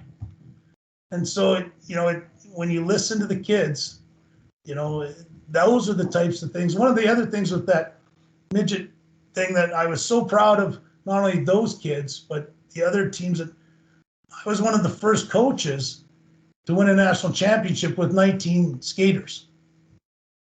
The majority of teams would have 21 before that. And they would sit out, at least 1 to 2 kids every game. I think I was more proud of winning the national championship with 19 players and everyone getting to play every night, knowing it's up to them to decide how much ice time. Not some finicky coach who's, thinking that he's going to get somebody to play better by sitting them out. And now the roster sizes have grown, and this, there's so many different levels, and I don't want to get on it, because I don't know if this is quite the right place, but the 17-year-old hockey player right now is a kid who's not having as much fun playing junior. He made midget AAA for the 17-year-old player to finish school and gain confidence and play. And Jay Beagle, I mentioned, I use him as a great example. At 16, he was 5'9", and he was close. 17, he grew to be 6 feet, and he dominated from playing AA. It was the first time in his life he was ever in the top 10 scoring in midget AA. But he's a true foot soldier. He's not really an offensive guy. At 17, he comes back. He's one of our number 1 centers, and he was a point a game that year. He went on to play. He didn't make the Hitman at 18. He went and played Junior A for 2 years, Anchorage for 2 years, and then he made his way up through the East Coast. But he grew from the age of 19 to 21 to be 6'4". That doesn't happen all the time. But his work ethic and his listening skills made him a pro for 12 years. So he played in the East Coast and won the Kelly Cup. Got noticed. He went to the Hershey Bears, won 2 Calder Cups, then got signed by the Washington Capitals. And to me, it's a story that doesn't happen a lot, but I think we cut the legs off of a lot of kids by not having them play at the levels where they can gain the most confidence and have the most fun. Because everybody's in a rush. I don't know if you noticed that. Yeah, I mean, it's such a great point too, Kerry, that you're saying, going back to your conversation on the body of work. And I think this is something I've been really working on the last couple of years professionally with youth hockey programs, is that we need to know your player's body of work. I don't want to know what they can do in 2 days in a cone drill. I don't even care what they really do in a 3-hour scrimmage. And maybe they look great or they look terrible. I want to know what their body of work is. I want to know what kind of teammate where they were last year. What kind of work ethic do they have? Which way are they trending? Are they trending up? Or are they trending down? And then we can have these conversations about where kids are placed. And I think that's what happens a lot of times is we just look at the one snapshot of a kid and say, well, that's the kid. And then that's where we leave it instead of allowing that, like you're saying, that maturation process to occur and for players to kind of find their level based off of the environment that we put them in. And I do think we speed things up because we just see the 1 or 2 kids that are naturally gifted and speed through the system, and we all think we have to catch up to that kid. Mike, I put my hand up because of what you said there. It's really, it gets down to bench management. And Kerry, we watched your son play all year on the team, and great talent. I'm watching the SO Cup, and I really think watching the Royals play all year, they were as talented as any team I've watched. But the bench management wasn't maximized, the ability to bring out the best in all the players. And I think there are some cardinals for all coaches to make sure players earn their ice time behaviorally. If they're getting extra ice time because they're talented, but they're taking bad penalties and they're staying out too long, and it's not addressed, it affects the team. So therefore, the team won't achieve what it's capable of. And quite frankly, that's what I believe the case is with most of the teams in Calgary, because they suffer from the shorten the bench syndrome. And I'm watching and shortening the bench syndrome isn't managing the bench. It's just a poor excuse for coaching. You're thinking these best players are going to do it for you. And you aren't aware of everybody in a team sport is important. And they all can earn a role and believe in themselves and trust each other. This isn't happening in hockey. Well, it should happen. Kerry? On my son's team last year, in the exhibition season, there was 3 kids that led the team in scoring. At the first practice, the coach informed them that they would be penalty killers. So it just, it kind of blew me away that, you subconsciously put the penalty killers over here. And I'm a firm believer, everybody can penalty kill. You can teach that skill to penalty kill because everyone can skate and everyone can shoot. And this bench management that's really taken on, I don't know, did anybody get a chance to watch the Flames-Oilers game last night?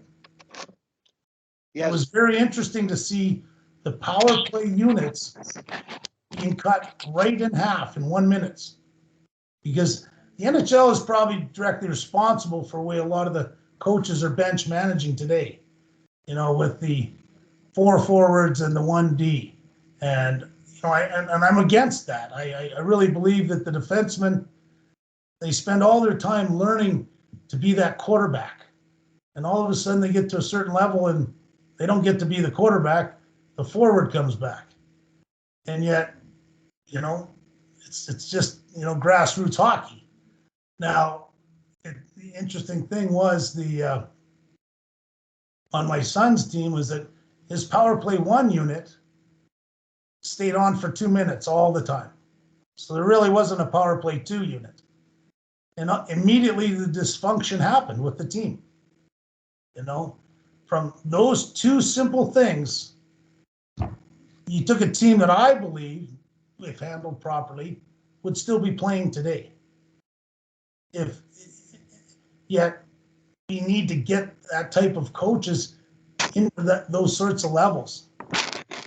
And, the fear of losing and doing it a certain way, is, I just don't buy into what they tell me they're doing today.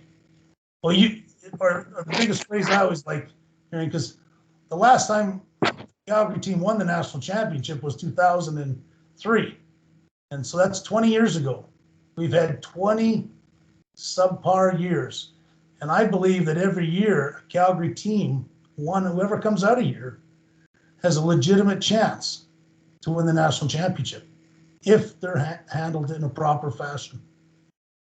From a bench management standpoint, the tactical stuff isn't rocket science. You don't need, all these. You need a defensive zone, transition, a forecheck, and even then, an offensive rush with 4 or 5 guys. How long should it take to teach, a power play breakout? These are things that aren't being done. But anyways, I'm mad. I was mad. It was tough. It was torture for Wally and I to watch and not say anything, because the coaches are still volunteers, eh? And you want to help them. You just want to help them. But I don't know. That's another. Gary, Mike, did you have your hand up? No, I don't know the political landscape up there. I just want to remind Kerry that Wally videotapes all these. so and I love sharing them. So you use your own discretion, Wally. Yeah, I'll talk to Kerry about that. But I think everything we've talked about, I've exchanged with the president of the association, who's a good friend of mine. I actually mentored him. I'm just saying, it's all great. I mean, I don't want to say I don't agree, because I agree completely. So it's just that's why I love this. Kerry, I tell people, on my side of the street down here, I'm like, this is like a big therapy session for me anyway on Thursdays. I love coming on and listening to, to Tom and Jordan and Tim, now getting to meet him and hearing all the other coaches like Mary Jo and people just talking about hockey, and it gives me a real, kind of boost for the weekend. So but I forget it's being videotaped all the time. One of the funny stories is that in so the organization I'm in right now is the one I competed against my whole life. So I grew up as a North Star in kind of the rougher part of town, and the Royals are like our arch enemies. And so in 1996, I won't go into that year, but anyways, I end up coaching the Royals team because my North Star team wouldn't hire me. And it was the first time they ever went to the Air Canada or the Talus Cup, to the national championship, because the coaches always used to tell me that the kids in that organization were soft and that they were, they just didn't have the grit of the kids that I was coaching in my organization. And I never believed that. I really didn't. And so I got the chance, and in 96, 97 was the first time the Royals organization ever went to the national championship with a great group of kids. And I didn't see what a lot of some coaches would tell me. I think it's like anybody. You got to work with the kids you got and communicate and make it simple in a lot of ways, So I've had some fun in this city, that's for sure. Mike, I think the understanding of why you coach, and Kerry knows why he coaches for the right reason. He's developing people. And it's that old mission statement exercise. We've gone back to it again. You're not coaching to win the championship. You're coaching to do the right things to develop the people to be the best they can to win a championship. And that means, Kerry, you referred to it. You pay attention to the listening skills, the work ethic, the habits. So the cardinals of behavior, being on a team, that translates to every aspect of life. Just be a good person, be a team player, and be respectful. And Kerry's done that with the teams he's coached, all of them. And I think sometimes both Kerry and I are a little bit outspoken, as you can see. We'll speak our mind. And I think that it's really important to be honest. You don't have to agree with us, but at least listen to what we say. And hopefully the only thing that matters here is the kids, because there's tomorrow adults, they're tomorrow's coaches, they're tomorrow's association leaders. And if we don't do it right, You forgot referees, Wally. We need referees.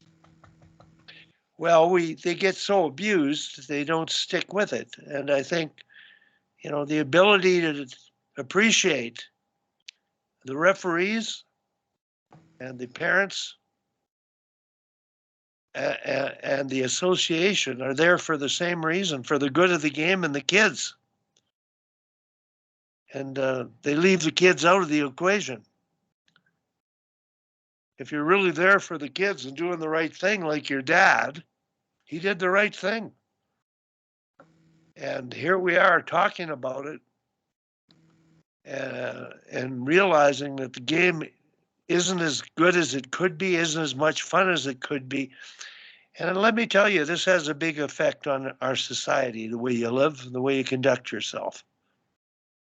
So there's a lot of people making a lot of money on leadership and what we're talking about, but we've got to get it right somehow. And we'll just keep working on it with the time we've got. So, Tim Taylor.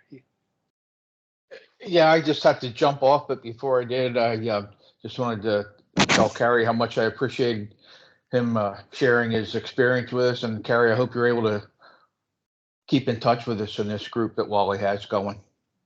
Well, I'm going to put it on my schedule to. I really enjoyed it. Hopefully I wasn't too bombastic, because I am very outspoken sometimes, and it's probably why I don't get jobs too often. But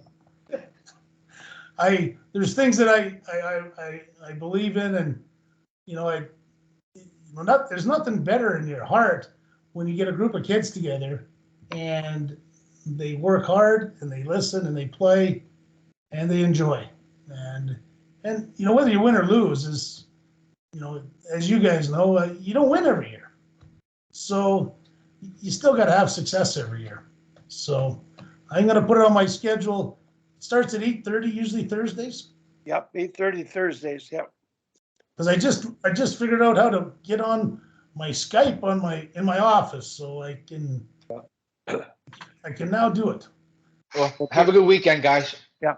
Kerry, I'm going to give you a heads up before we depart. On the sessions, it depends on who's on, and I just try to monitor it. Like, we're hoping to have Sammy Joe's husband, Billy Bridges, who's a sledge hockey player, been in 3 Olympics, and Ken Babby on. So we may not get to talk about those gut root issues that you and I talk about every day. And it sort of depends on who's on board. And I try to direct the conversations to engage everybody. And sometimes we'll have a guest speaker on, and they'll allude to what they're alluding to. But it's just a project that we started years ago in a coffee house in Calgary. And the mission, our mission as a group, is to serve the good of the game, and you certainly fit that bill. So I don't know if anybody else has got anything to add or comment on. Tom, I watched the Flames last night. Kerry, you didn't go to the game, did you? No, I didn't. I was watching very closely, though. It was quite a game, that's for sure. Offense to defense was the old goalies didn't know what happened. Think about that, eh? The first Yeah. series, 15-14, and there was almost as many goals scored in the next series in the first game. Like, that's something, I'll tell you. Fun to watch. Can I jump in here? About Sure. what we're talking about, what Carrie was talking about is I'm watching that final game against Dallas, and Sutter's rolling the lines, and that close game, and Yeah. he's got that fourth line on there, and they're playing, and you're kind of wondering, geez, when they need a goal here, and and they're playing all the time, and they had a fantastic shift just before the goal. Johnny scored that goal. He tired out Yeah, those defensemen. And Edmonton's got their top guys playing all the time, right? And Sutter, I think he's got the long view of, we have to, it's all about energy. So he's got the guys, they've rolled four lines all the time. And, Richie got a goal yesterday, a big goal. Yes. And I think that's the difference is he just rolls the lines. And I play hockey with Rich Preston, and he helped him coach many, many years, right? And I said, well, what does he do that's says he just insists that everybody work hard, and every shift you give everything you got, and and there's no real secret to it. It's just he insists on it all the time. I coached against Brian Sutter one year, and I've watched Daryl quite closely, and they are different coaches, even though they're both Sutters. Because Brian is a work hard. I think where Daryl takes it a step up is in his puck support and his forcing and having puck possession, even though he's moving the puck up the ice. You'll notice the Flames have the puck an awful lot. I'll give you an example of Brian Sutter. TJ played with him in St. Louis, and Brian said, you get the puck, you just fire it at me as hard as you can. He was a left winger. You fired at me as hard as you can. I'm going to chip it out and run over the D. And that was Brian's mindset. But he got it out all the time. Well, I got to run. But it was great to hear from you, Carrie, and I look forward to seeing you guys next Thursday. Sounds good. Good seeing you, Mike. You too, guys.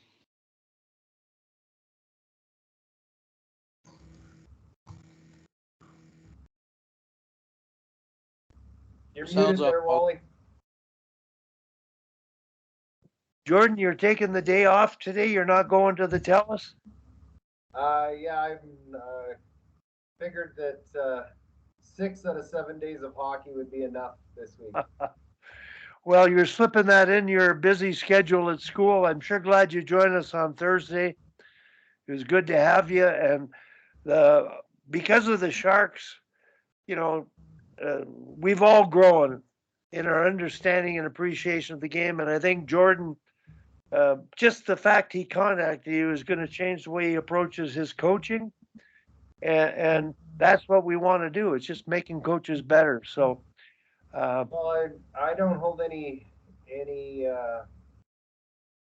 veiled pieces to do with what I did and was able to accomplish this year in saying that it is in a whole bunch other than being able to listen and process information and borrowing and stealing the best ideas of everybody else. Like you talked about this starting with you guys in the coffee shop in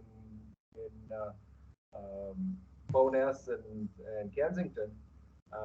Where it really flourished for me was once it hit online with COVID, and there was people were missing the game, and so they were all joining in, and there'd be people from all different levels on this and talking about different things, and it was never the X's and O's, the science of coaching that I was absorbing. It was always the art of coaching, the making people better piece, and how do you work with people, and of course that works for me in my daily life here in our school, working with the adults and working with the children, and then I also attribute our success this year to Kerry's 11-person rotation for forwards, and that it's kind of funny, Kerry. I think I shared this with you that I was talking about it just as we were getting started in the season at the fire starter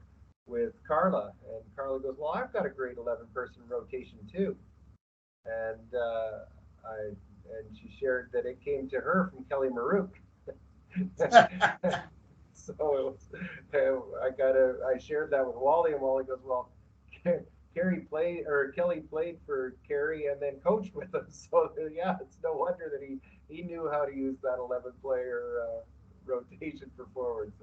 And so, long story longer, and going back to the idea of Claire Drake sharing his good ideas, well, I've shared your good idea with other coaches in our association, as well as hey, I know you got the text from Dan about sharing it with him and saying that, you know, they should be using it with their AA programs too. And even though I'm competing against his association, I want them to be as good developmentally as they possibly can too.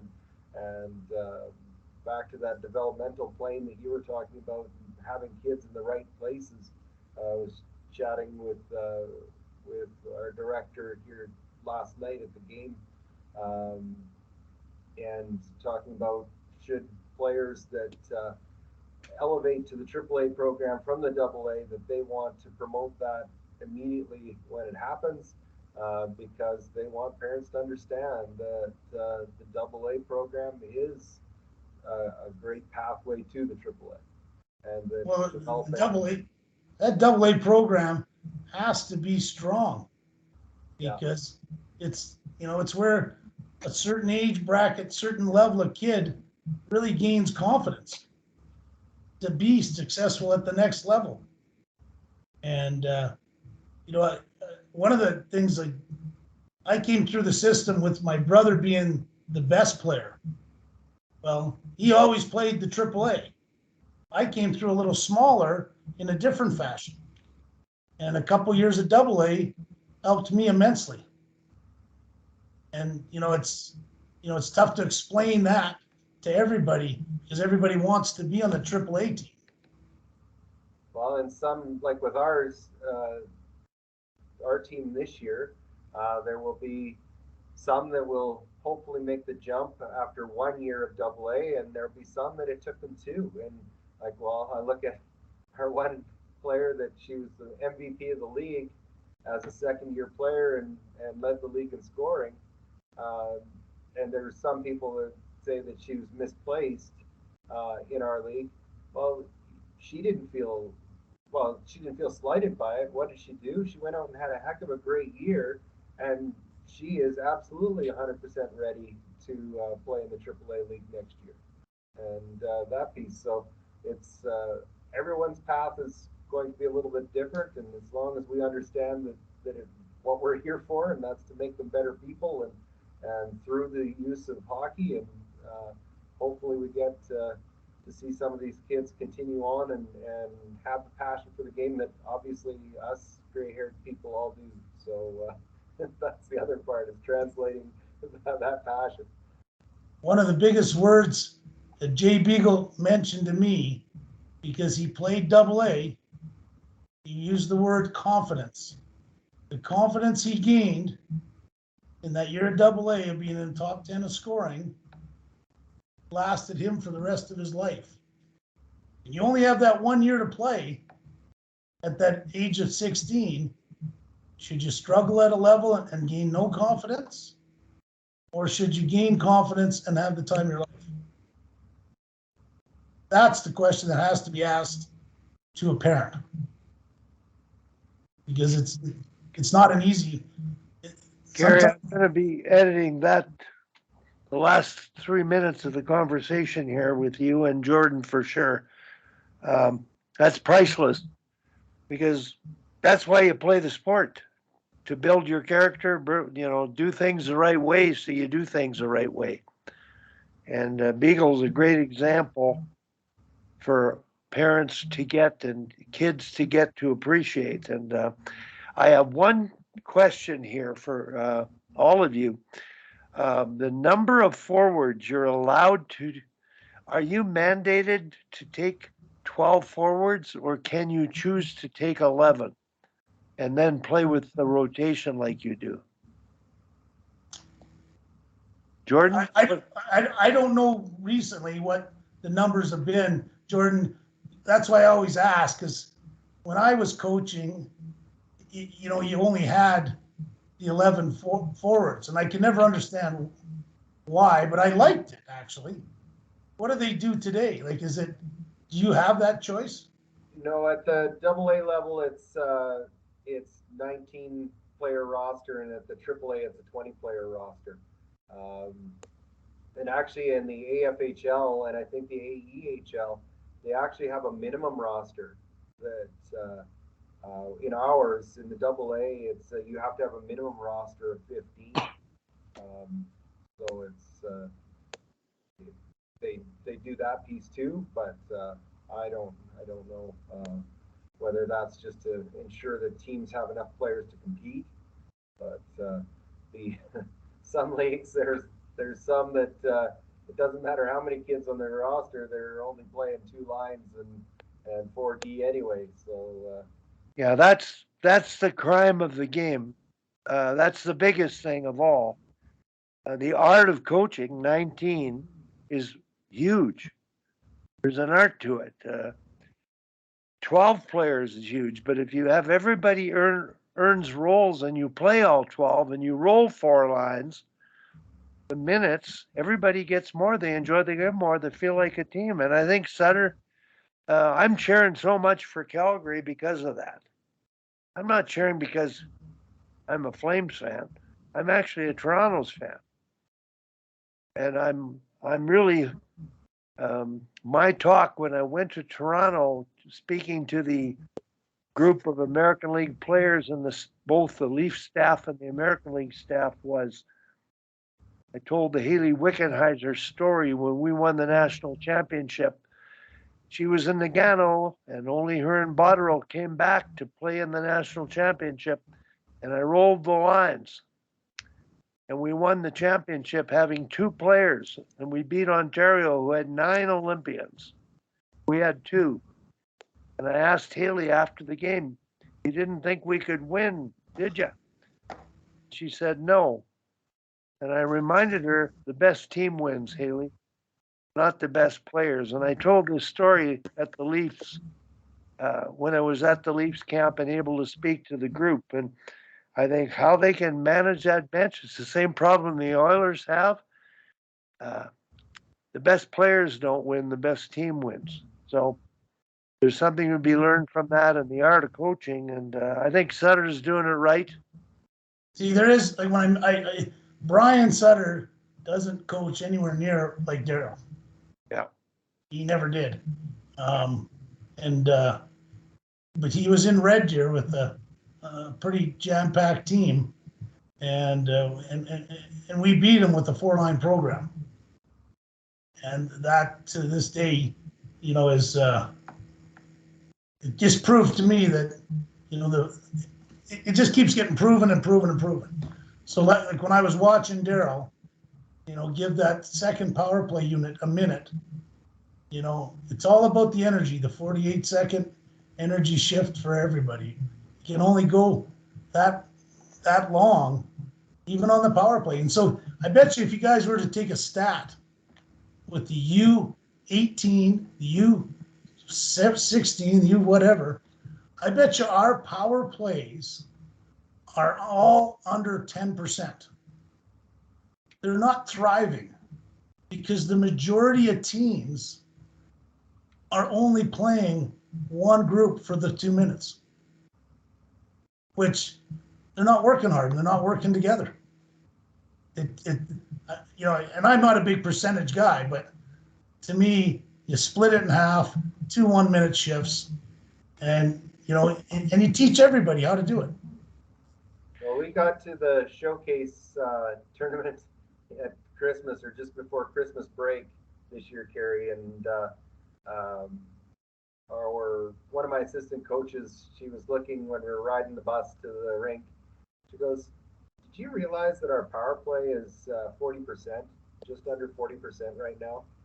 And I said, "No," but I said, I said, I realize we're scoring fairly often on it. And she goes, "Yeah." She goes, it's rolling right along. And I said, "Well, that's obviously because we have that set power play unit and so much structure that we placed into it." And she goes, "Yeah, what do you mean? Next group up, and the concepts of supporting the puck, get it to the net, and then retrieving it if it goes by." I said, "Yeah, exactly. Move the puck and react to where the opposition isn't. Get it to the net, get good quality chances and retrievals." And it was the next group up were the ones going and trying to keep it, like you say, down to that. Well, in girls hockey, it's a minute shift. It's what we try to strive for, because they do get a little long sometimes. But yeah, that was it. And then the other thing that went on when we got back from the championship that was funny was Wally's observation to me. And of course, because of my developmental philosophy, I wasn't thinking about it. But he said, because we did have one line that was had chemistry early in the year and basically became just a dominant line throughout the year. All of our other lines were pretty balanced. But this one was a big line, and Wally said that, with having that group on your team, it would have been really easy for you to actually get swayed into shortening your bench and getting them on the ice more often. And I said, "Yeah, Wally, I hadn't even thought about it that way, but yeah, you're probably right, and that other coaches would have done that with that group." And but that group of kids, did they feel cheated or slighted for not getting thrown out there more often? Absolutely not. They were great teammates. Well, and they had more energy. That's one of the things people don't put into it. In that third period, that line will produce more with less ice time than they will with more. So when the other team who you play against and they're shortening the bench, all that happens is, you're teaching your team that all four lines are going to be going hard. And actually, because I've had people say to me, "Well, my kid won't be the leading scorer if you do that," and all this stuff. But really what ends up happening is they have more energy and they produce in less time more. Kerry, I want to make the point, Tom and Jordan, Jordan, you're going out to see the TELUS Cup, and I may be going out on the weekend. If you want to join me, Kerry, I think it's a great idea to get out there and just watch the game. And it reinforces, when I watch the game, I'm thinking of the games I watched in Calgary. There's a Calgary team should be represented at that tournament. And I think the fact we haven't got to that level is a product of managing the bench the right way to get the most out of everybody, which isn't about the talent and the double shifting of the best players. It's rewarding good behavior and playing everybody and taking away ice time if the behaviors aren't there. So I'm looking forward to watching a few more games this weekend. I hate to say it, Wally, but I get upset about it because we actually are underachieving with our quadrant system today. Oh, we're underachieving with our system, not just the quadrant. They're shortening the bench, and now they've got elite peewee, and they're shortening the bench. I believe, I don't know, and that's something that you have to change. And that to me has to do with, what are you here for? What's the mission? What's your purpose? If you don't know why you're there, then you're not going to do the right things. So people are there, like you said about your head coach, when he came in the opening talk, and you can say this, you can say what he said to the group of parents about what it was all about, his purpose, his why. his whole purpose was to get the kids and help them develop to become Western Hockey League players. And of course, the majority of the parents are sitting there, you know, this is a guy who got the job a week before for whatever reasons. And, the vast majority of these kids aren't going to play in the Western League. So the development of these kids for junior is what he said. And then he reiterated that the Western Hockey League and the junior A's, well, out of 19 kids, you're probably only going to have 7 or 8 that even play junior. And instead of talking about, what the team wanted and what was going to happen and what to develop this team, Royals, this year with the group, he just lost it right off the bat. Most of the parents just went, what are you talking about? Well, It Gary, was very unfortunate because he's a Western Hockey League scout.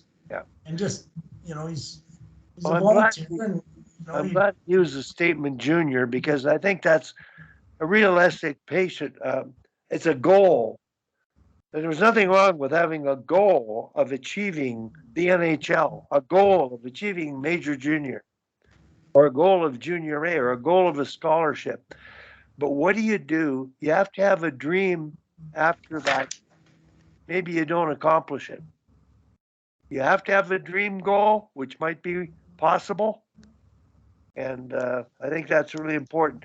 The last thing I want to comment on here is, Carrie, you may not know this, or Tom, but there are teams in the girls' side with 3 lines because they play 13-minute periods or 15-minute periods. And now they get here, and Durham, it was the Ontario female team, they play 15-minute periods and they beat Notre Dame, which has 4 lines. And you talked about that, Jordan. And I'm watching the 4-line teams. Most of them are using their bench pretty well. I haven't seen the same players out there repeatedly, but I don't have a stopwatch. I'm not keeping track. So I think the bench management's pretty good. I just believe the game, in terms of the way it's played today, is still one-on-one hockey, Carrie. They don't play a team game. They don't pass as well as they could. And Jordan, I would like you to share with me, for Carrie's sake, we've talked a lot. We've had Daryl Belfry on. We've had new strategies, new words like surfing, swarm for forecheck. What are some things, Jordan, if you're still there, related to the X's and O's that you've taken away and tried with your team that worked?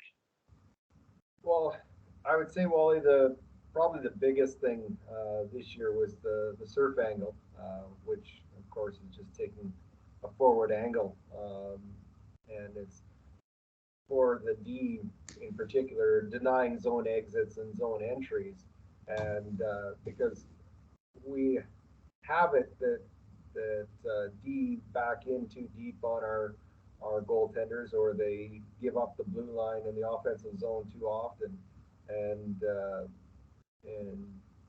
because we put this fear in them that they need to be afraid of getting beat, and instead by taking the forward angle or surf angle on them, they get to engage in the battle first. And so it was kind of an interesting shift in paradigm shift for many of the kids and myself, and it took a little bit to work on it, but once the kids got doing it, it became very effective in regaining possession of the puck, and that was something that, of course, puck possession is so key, and when you have it, why do you want to give it away? And so there's lots of those bits and pieces that are the X's and O's pieces, but mainly it's a lot of simplistic conceptual things that are so key that I've heard on here, and there's simply looking at it. What's the role of a defenseman after they retrieve a puck in puck retrieval? in the D zone. Beat F1 with your feet or with a pass. That's as simple as it is.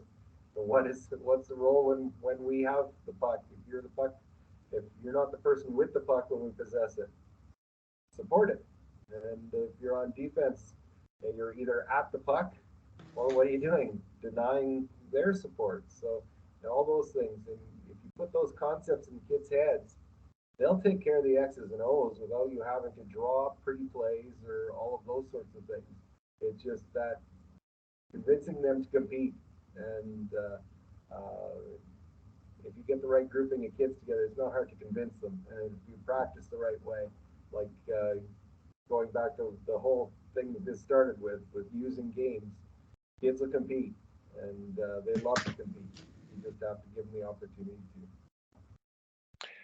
Thanks very much, Jordan. Carrie, thanks for coming on such short notice. Sorry to get you out of bed. I wasn't that long a night, but I hope you didn't lose a lot of money not selling furniture today, but I'm sure your staff looked after things and you got a follow-up list of phone call messages to deal with. But let me know if you're going out. I'm mainly going to watch the girls play. Jordan is probably going to be there.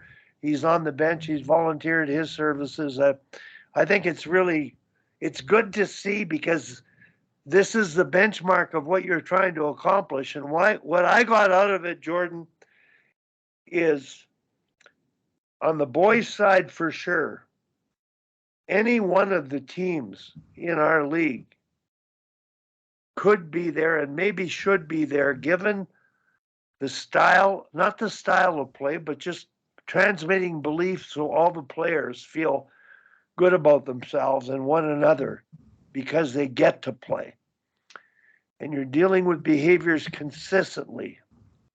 You're not letting players stay out too long or take bad penalties. They understand it's wrong, and they'll dial it back. They'll learn to control their emotions for one another, I think. I think that kids are good. We've got to do a better job with them. That's all. Just herding them together. Okay, I've got to sign off here. I'm curious, this is a different question about my television. I couldn't find the New York game on television last night. Did anybody find it? New York and Carolina? No? Okay. All right, everybody, I'm going to sign off here. So, Carrie, hey, back to work. Jordan, back to work. Tom, have a good bike ride and maybe a good skate today. See you guys. Okay. hey guys.